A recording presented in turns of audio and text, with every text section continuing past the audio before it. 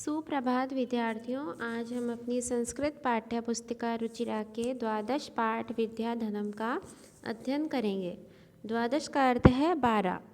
It's mean chapter 12 पाठ 12। और विद्याधनम का अर्थ है विद्या एक धन है। तो इस पाठ के जरिए आपको, इन श्लोकों के जरिए आपको विद्या की उपयोगिता बताई गई है कि विद्या के द्वारा क्या क्या संभव है और किस प्रकार विद्या हमारा सबसे बड़ा धन है। तो इन श्लोकों के ज़रिए आपको वो चीज़ें एक्सप्लेन करी गई हैं, विस्तार से उनकी व्याख्या की गई है। तो आप ध्यान से सुने।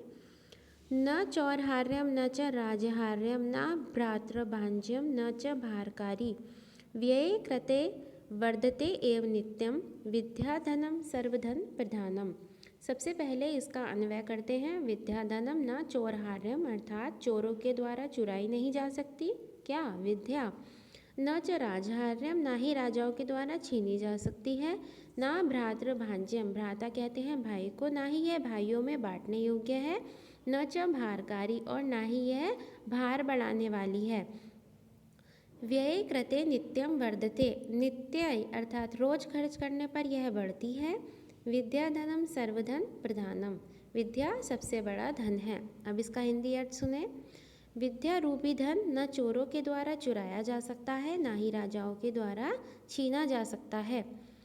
विद्या न भ्रातृभांज्य न च भारकारी ना ही यह भाइयों में बांटने योग्य है और ना ही यह भार बढ़ाने वाली है।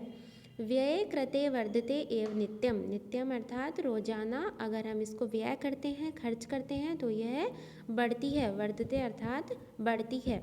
विद्याधनम सर्वधन प्रधान धनम अर्थात विद्या रूपी धन सभी धनों में प्रधान है। विद्या नाम नरस्य रूपमधिकं प्रच्छन्न गुप्तं धनम विद्या भोगकरी यशः सुखकरी विद्या गुरुणां गुरु विद्या बंधुजनो विदेश गमने विद्या परादेवता विद्या राजसु पूज्यते न ही धनम विद्या विहीन पुषु। इसका अन्वय करते हैं कि विद्या नर का नर अर्थात मनुष्य का सबसे वास्तविक रूप देने वाला ये आभूषण है जो पुरुष को सबसे अधिक रूप देता है। प्रच्छन्न गुप्त धनम यह गुप्त धन है। विद्या भोग करी अर्थात भोग उपलब्ध कराने वाली है। भोग अर्थात सभी सुख सुविधाएं। यश प्रसिद्धि देने वाली है। सुख करी सुख देने वाली है। और गुरुणाम गुरु यह गुरुओं की भी गुरु है। विद्या बंधु जनों विदेश गमने विदेश जाने पर बंधु की तरह है, मित्र की तरह है। और विद्या परादेवता अर्थात सबसे परे श्रेष्ठ देवता है। विद्या राजसु पूज्यते न ही धनम विद्या राजाओं द्वारा पूजी जाती है, न कि धन। और विद्या विहीन पशु विद्या विहीन व्यक्ति पशु के समान है। अब इसका हिंदी अर्थ आप सुने। विद्या ही मनुष्य का वास्तविक रूप है। यह गुप्त धन है।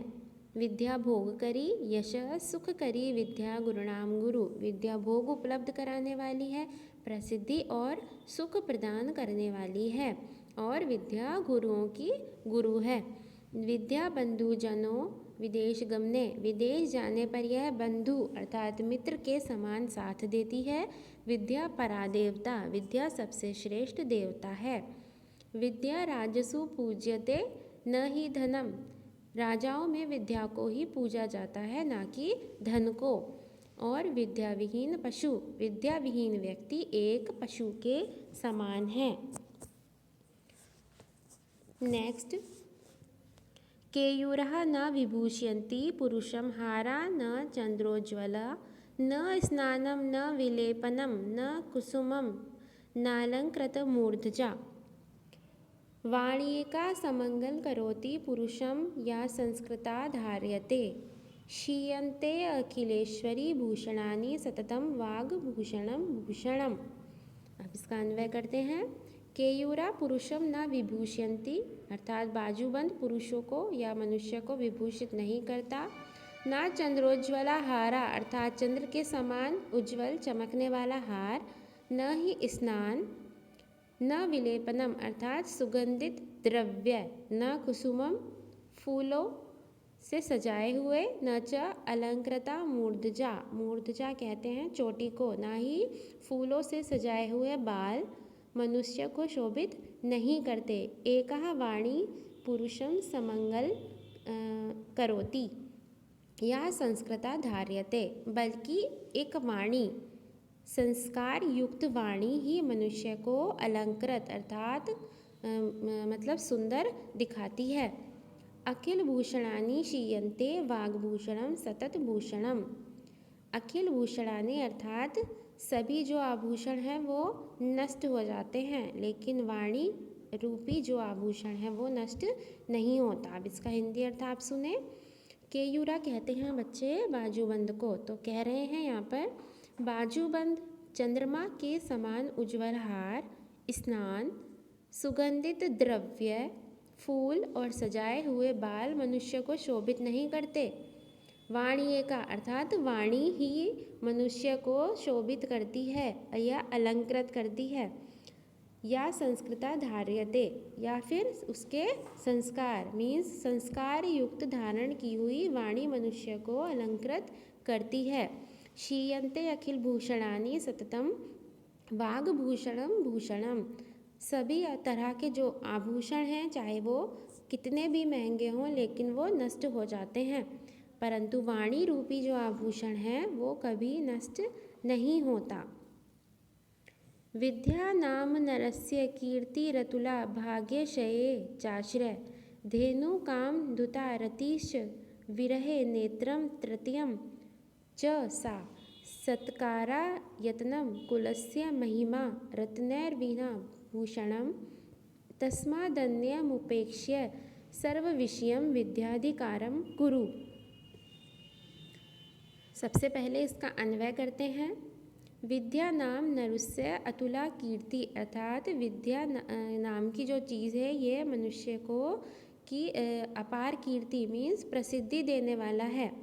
भाग्यशय च आश्रय, भाग्यशय अर्थात जब भाग्य रुष्ट हो अर्थात बुरा समय हो उस समय ये आश्रय देने वाली है।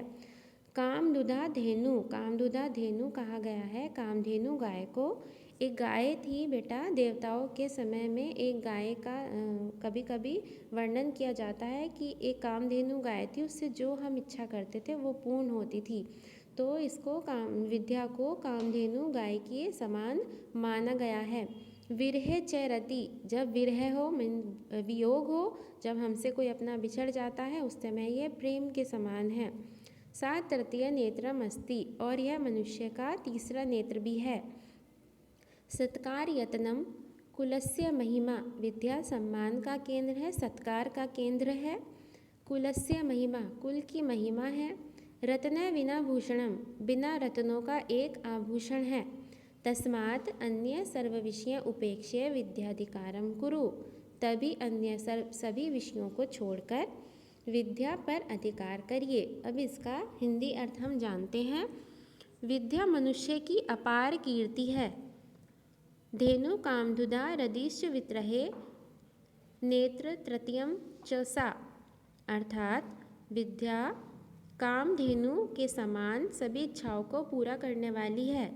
वियोग के समय यह प्रेम के समान है और मनुष्य का तीसरा नेत्र है। सत्कारा यत्नम कुलस्य महिमा रत्नैर्विहीना भूषणम, विद्या सम्मान का सत्कार का केंद्र है, कुल की महिमा है और एक बिना रत्नों का आभूषण है।